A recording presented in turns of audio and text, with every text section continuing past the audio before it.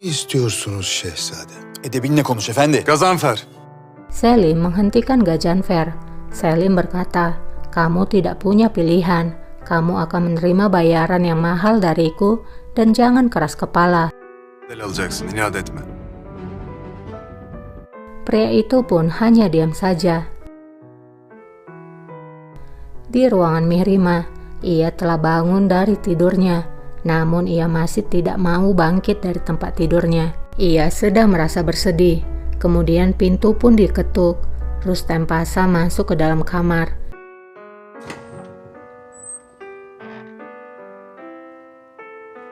Ia menyesali kekasarannya. Ia pun duduk di tempat tidur. Mihrima sendiri pura-pura tertidur.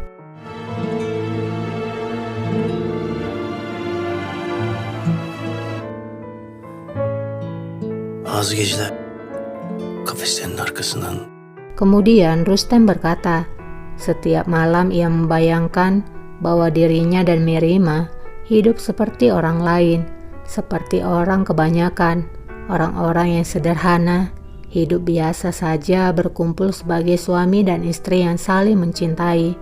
Tapi sepertinya kehidupan itu adalah di kehidupan yang lain, di kehidupan di mana kamu mencintaiku. onlar gibi olduğumuzu hayal ediyorum. Evime geliyorum. Yemek yapmış. Sen ve beniz. Hayatta. Beni sevdiğim bir hayatta. Rustem kemudian keluar meninggalkan kamar Mihrima.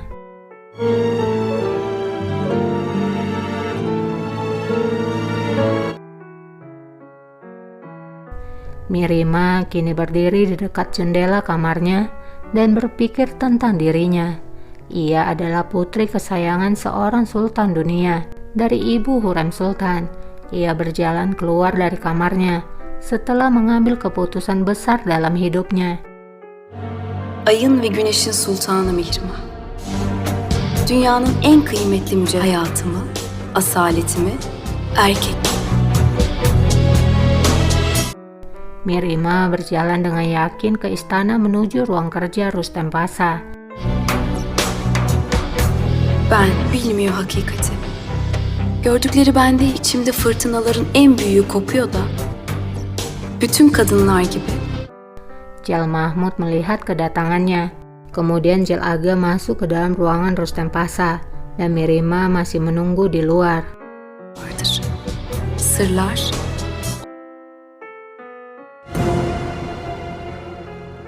Gel.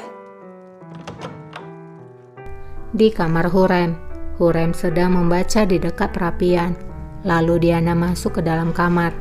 Diana kemudian memberitahukan Hurrem bahwa Mihrima Sultan datang ke kantor Rustem, tapi tingkahnya sedikit aneh. Hurrem pun punya firasat yang tidak baik tentang hal itu. Bir tuhaftı sultanım.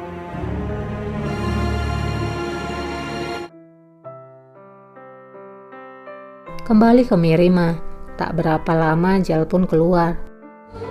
Bütün gerçekleri. Ben.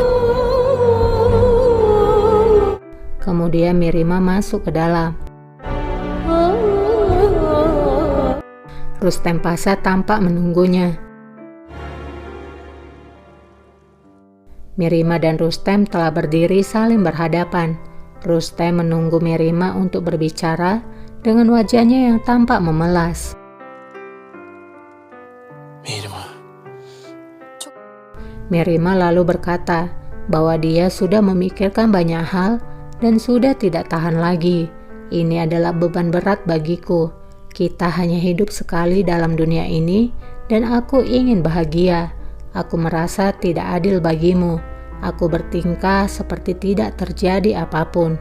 Devam ederek sana da haksızlık yapıyorum. Ne demek bu? İstiyorsun? Rustem yang tidak mengerti dengan ucapan yang berbelat-belit dari Mihrima, ia pun bertanya, apa artinya? Apa yang sebenarnya ingin Mihrima katakan? Mihrima pun menjawab, aku sudah membuat keputusan.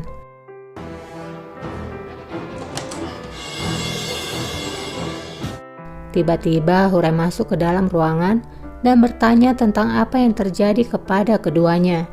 Ne oluyor burada? Validem, ben bir karar verdim. Mirima mengatakan kepada ibunya bahwa ia telah membuat keputusan, dan kamu juga harus mendengarnya, Ibu, karena kamu juga khawatir dan kamu juga yang mengatur pernikahanku. Hurrem pun menatap Rustem, lalu menanyakan apa maksud ucapan Mirima. Çalışıyorsun sen. Ben Rüstem'den boşanmaya karar verdim.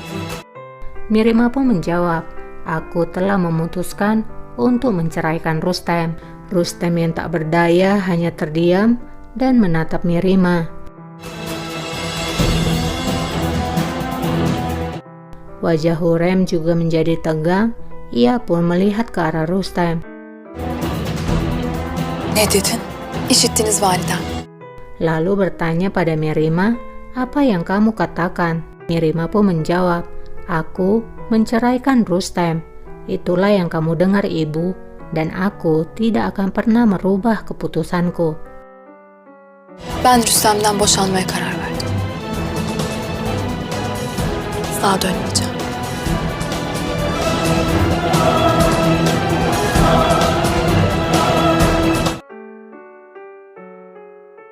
Di depan pintu ruangan raja, seorang utusan dari Kutahya datang ke istana.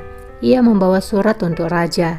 Lukman Aga meminta surat itu karena raja sedang berada di taman. Hünkârımız has bahçede şimdi. Sen ver bana. Tapi si kurir menolak memberikannya karena ia ditugaskan untuk memberikannya langsung kepada raja, kalau tidak nyawanya lah yang menjadi taruhannya. Hünkârımıza kendimi teslim edeceğim. Lukman Aga kemudian meminta si kurir untuk mengikutinya.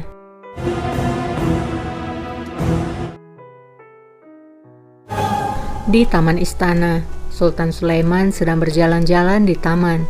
Dia mendekati bunga-bunga di taman dan mencium bunga mawar yang sedang mekar.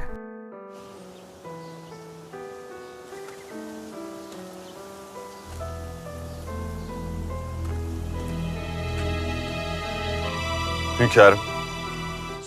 Kemudian Lukman Aga datang dan memberitahukan jika ada surat untuknya dari Kutahya. Göndermişler.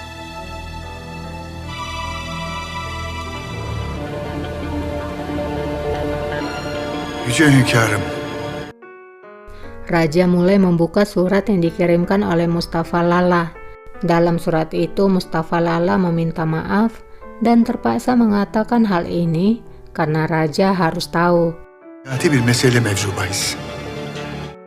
Dan nampak kilas balik, Pangeran Bayezid bersama Hurcian menyetujui surat itu dikirimkan kepada raja melalui Mustafa Lala.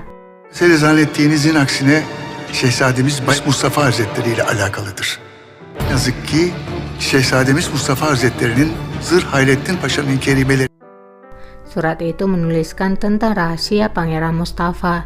Pangeran Mustafa telah diam-diam menikahi putri dari Hijir Pasha yang bernama Mirunisa, dan hubungan itu telah berlangsung sangat lama, dan sekarang mereka telah memiliki seorang anak. Kerimeleri Mihrün-Nisa Hatun ile uzun zamandır devam ediyormuş. Böylemizin bir çocuğuna gebe kalmış. Raja terlihat sangat marah.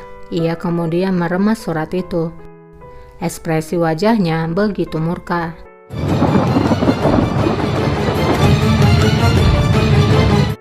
Dan kisah pun bersambung. Buat yang suka dengan kelanjutannya, boleh dong di-subscribe dulu supaya setiap kali aku upload video terbaru, kalian dapat notifikasinya. Terima kasih buat yang sudah subscribe. Terima kasih juga buat yang sudah like dan komen. Itu sangat berarti buat aku. Semoga kalian tetap dalam perlindungan Tuhan. Sampai jumpa. Bye.